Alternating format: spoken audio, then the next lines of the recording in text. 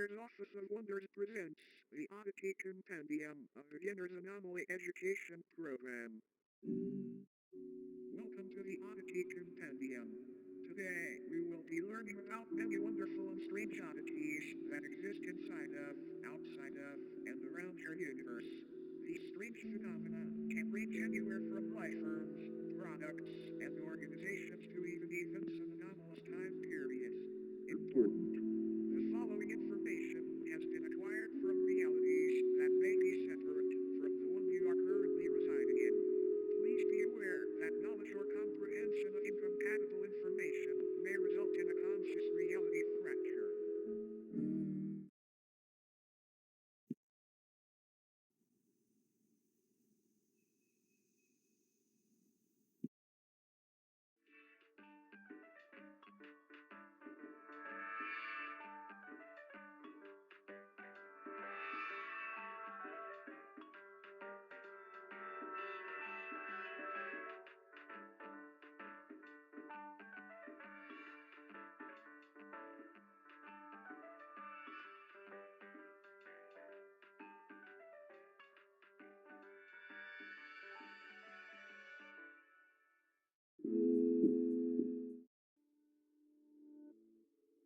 Fleshheads or mattress folk are a species of parasitic subhuman that highly resemble bedding mattresses.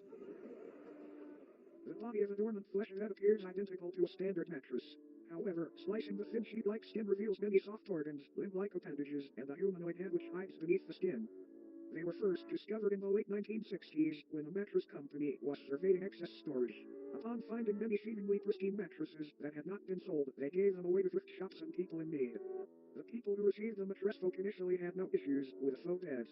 It wasn't until the air began to warm up that these beds awoke from their uneventful hibernations. The first reported victim was 19-year-old Alstigere. She had been sleeping on a flesh bed for roughly 6 months before her sudden disappearance. After noticing the stench of sulfur and rot originating from her bed, her family called authorities, and the inside of the mattress revealed a feasting parasite, several hundred human bones, and a half-digested Alice. The method in which mattress folks sustain themselves is by waiting for the body heat of a host to wake them from their dormant state. Kind of like an egg, but not nearly as tasty. After they wake, they slowly unfold themselves from their soft mattress-like bodies. This process is very gradual and happens underneath its body or on its side so as not to be detected. After roughly a month of this process and on a night 17 degrees Fahrenheit or higher, its head and arms fully emerge and pull the sleeping host into its body, where prey is slowly digested. Not much is known about how these sleeping beauties came about, but it is theorized that since they are subhuman they were once a branch of Homo sapiens that merged with the mycelial network many years ago. Autopsies of fleshheads' digestive systems have revealed DNA samples from thousands of different people in each instance, some even tracing to people born during the 1600s. Another odd thing to note is that the mattress folk themselves contain DNA belonging to humans as well. One instance shared DNA in a blood type with Napoleon Bonaparte, leader of the French Republic during the time that the mattress folk were assumed to have come into existence. All in all, it might be a good idea to throw out that mattress that feels just a bit too warm lately. You might be sharing it with something unwanted. Good night, sleep tight, and don't let the bed bite.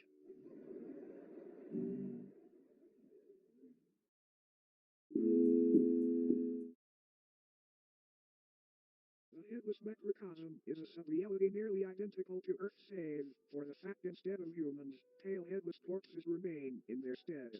These corpses, though technically dead, do weakly breathe through the holes in their necks. Their hearts have also been observed to begin convulsing at seemingly random intervals. These beings are identical in appearance to one another aside from physical dimensions, which can vary severely between each corpse. The headless sub-people dwelling in this pocket reality have been observed changing their behavior when humans have physically interacted with them and apparently gain a level of awareness and vitality when such events occur. There are approximately 2,393 living humans residing in this reality, all from parallel Earth. Every single resident recounts waking up in the headless microcosm after falling asleep under strange circumstances back in their home realities. No one back in their own parallel homes remembers their faces or identities, which leads to the belief that this place could be a form of anti-reality. A waste compartment of the universe used for aspects of reality that are useless or harmful to existential fabric. The humans that live in the headless microcosm are assumed to be taking shelter in abandoned structures and banding together to search for plant-based food during the warmer times. Fun fact. Humans have coined multiple terms and nicknames for these headless corpses, such as stumpies, cranes, and ichabodies. Despite this sub-reality being detached from main reality, an incident took place which created a temporary tier between the two. A man residing in the headless macrocosm was walking through a field with a small house in the center. Upon reaching the house, the man unintentionally brushed up against one of the breathing bodies. This body, just before motionless aside from the labored convulsions, sprang to life and removed the head of the man. It then proceeded to attach the severed head to the stump of its own neck. The man's name was Michael Hedford. After the corpse had placed Michael's head where its own should be, an event occurred back on Earth in the year 2061 that resulted in governmental intervention. A family's call to the authorities described an impossibly tall naked figure appearing in their backyard. The presence of this oddity was highly distressing to the family, and they remained inside their home until the situation was resolved. The following photograph depicts this figure they spoke of. Michael Tedford's rotting head is affixed atop its frail neck. Shortly after the photo was taken, what was left of Tedford's existence was removed from the premises and taken to an upscale anomaly testing site. Apparently, this corpse was attempting to quite literally become Tedford by leeching off of his existence. These breathing bodies appear to be in a constant state of yearning to reconnect with the roots of reality again, as they have been taken a hold of by a dangerous and contagious disease. This disease appears to be non-existence itself. It can affect anyone on Earth at any time, and once it takes hold, the headless macrocosm deems you valid for residence within its endless meadows, filled with fellow patients. But don't worry, it's a rare diagnosis. Another fun fact. Occasionally, crude man-made structures will form out of nowhere in order to correspond with structures on every Earth.